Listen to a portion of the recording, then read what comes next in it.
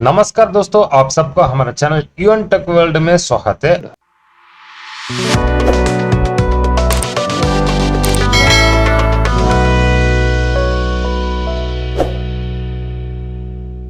आज का video tutorial में हम यहाँ पे देखेंगे जो माइक्रोसॉफ्ट एज के अंदर सेंट्रल पब्लिक प्रोक्योरमेंट पोर्टल को कैसे लॉग इन करना है, क्योंकि इंटरनेट एक्सप्लोरर का सेवा बिल्कुल समाप्त हो गया है। इसमें लॉग इन करने के लिए आपको क्या करना पड़ेगा, पहले इंटरनेट एक्सप्लोरर का जरूरत पड़ेगा, क्योंकि आपको ये डीएससी जब आपको मैपिंग करोगे इंटरनेट एक्सप्लोरर का माध्यम से, लेकिन बिना इंटरनेट एक्सप्लोरर में भी आप CBP portal, employ public provident fund portal, इनमें लॉग इन कर सकते हैं।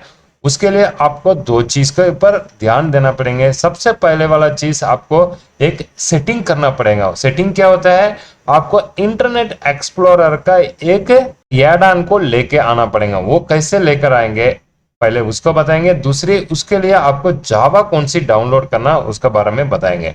तो सबसे पहले हम जो चलते हैं इंटरनेट एक्सप्लोरर का सेटिंग करने के लिए।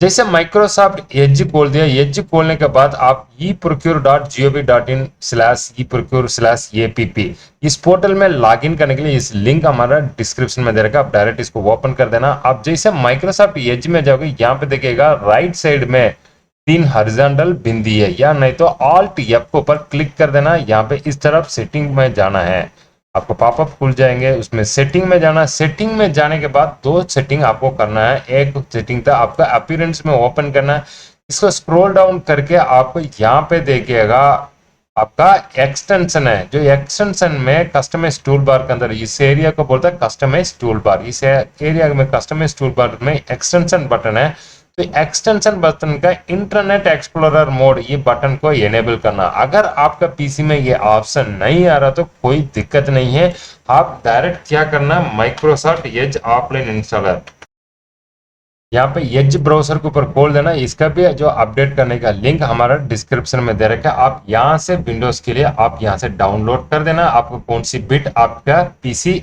ओएस इंस्टॉल हो रखा है, इसको आप इंस्टॉल करने के बाद आपको ये सेटिंग जो एक्सटेंशन बटन है यहाँ पे शो हो जाएंगे। तो मैंने ये इंटरनेट एक्सप्लोरर मोड बटन को यहाँ पे ऑप्शन को एनेबल कर दिया। एनेबल करते हुए यहाँ पे देखिएगा ये ऑप्शन एनेबल हो गया।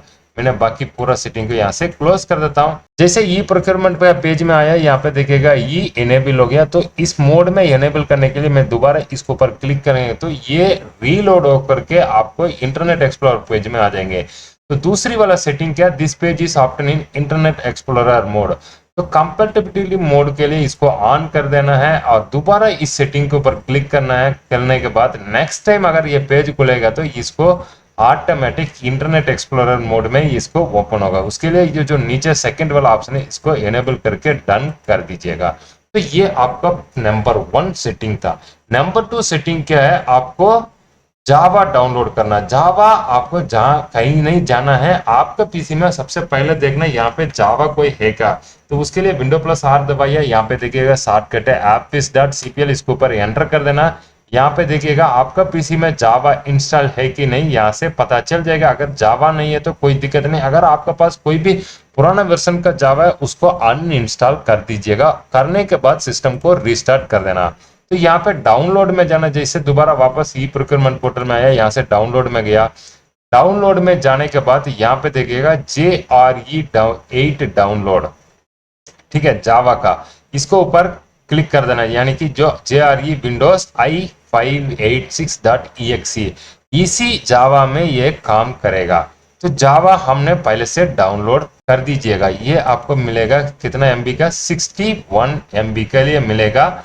तो आप इसको डाउनलोड कर देना। हम ऑलरेडी इसको डाउनलोड करके रखा हुआ है, हमारा जावा ऑलरेडी डाउनलोड कर रखा है। जो जावा डाउनलोड करने का लिंक भी हमारा डिस्क्रिप्शन में दे रखा है, आप डायरेक्ट वहां से डाउनलोड कर देना। यहाँ पे जावा को मैं इंस्टॉल कर देता हूँ।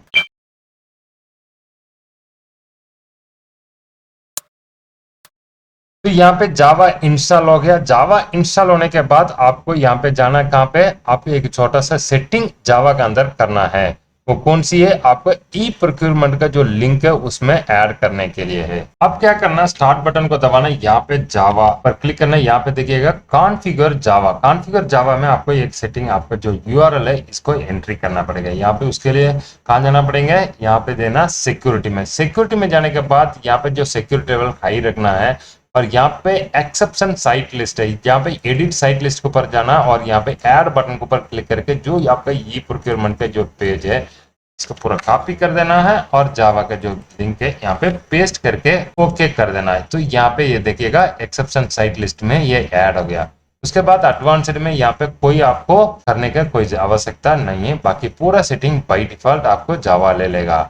तो जनरल में आया, अपडेट में यहाँ पे देखिएगा चेक ऑटोमेटिक अपडेट है, इसको अनचेक कर दीजिएगा, डोंट चेक कर दीजिएगा, क्योंकि इस जावा को अपडेट करना नहीं है।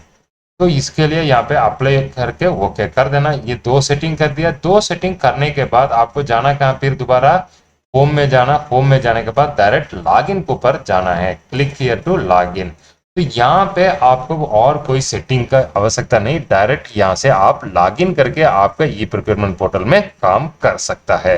इतना ही तो दोस्तों आज का वीडियो टॉपिक में, कैसे सेंट्रल पब्लिक प्रोक्योरमेंट पोर्टल में लॉगिन करना, वो भी माइक्रोसॉफ्ट एज विंडोज 11 के अंदर, क्योंकि इंटरनेट एक्सप्लोरर का सर्विस बंद होने के कारण माइक्रोसॉफ्ट एज में आपको काम करना पड़ेगा।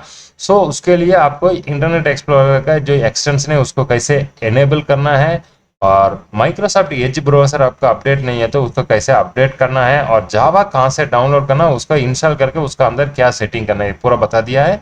कोई भी डाउट होंगे आप हमारे कमेंट बॉक्स में मैसेज कर सकते हैं। आपको से छोटा सा एक निवेदन है कि आप यदि इस चैनल में नया हो, चैनल को अभी तक सब्सक्राइब नहीं किया तो चैनल को जरूर सब्सक्राइब करके बगल में बेल आइकन क्लिक करके ऑल नोटिफिकेशन चूज करने से भविष्य में इस तरफ नए नए वीडियो हमारे चैनल में आते रहेंगे जो आपको भी फायदा बन होते रहेंगे।